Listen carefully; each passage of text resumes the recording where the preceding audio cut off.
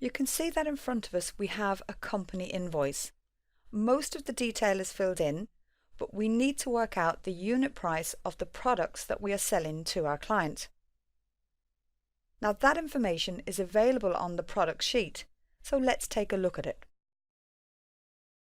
You can see that in the first column of our table we have all our products listed. In the second column we have the category showing whether it's tea or whether it's coffee. In the third column we have the cost per kg, that's how much we purchase it at, and in the fourth column we have the price per kg, that's how much we sell at. And then in the fifth column we have the unit price per pallet, so if we sell per pallet at 20 kgs, that's the price. And then in the sixth column we have the code of the storage depots where the products are stored. Now the product that we're looking up is in this 10th row. It's called chancho mayo, it's a coffee, and what we want is the unit price. And the unit price comes back per pallet as 187. And that's what we want returned on our VLookup. And then, as always, we want to fill handle down for the other products. Click back onto the VLookup page and click onto cell D11. Click on the FX button. From the All category, make your way to the VLookup and click OK. You can see that with the VLookup there are 3 required fields and 1 field that is not required. However, for what we're doing here today, we will require that 4th field. So let's start with the lookup value. It wants to know what is the product that we're looking up.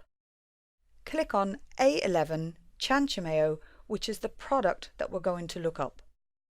Click into the table array field. It now wants to know where is the table that the product is in the first column of. It's on the product sheet.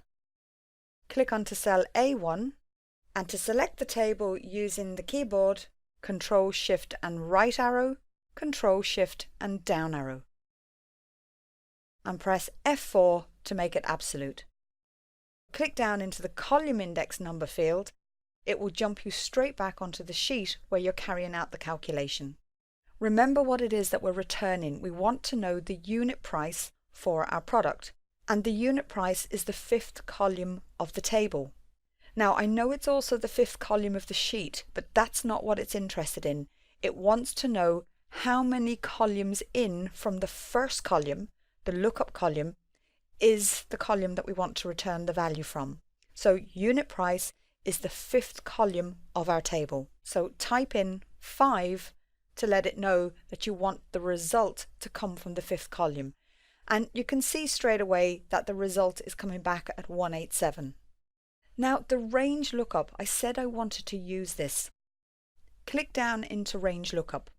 This area is what is known as a logical value, and if you've looked at any of the videos to do with if and the related functions, you know that when you see the word logical, it means true or false.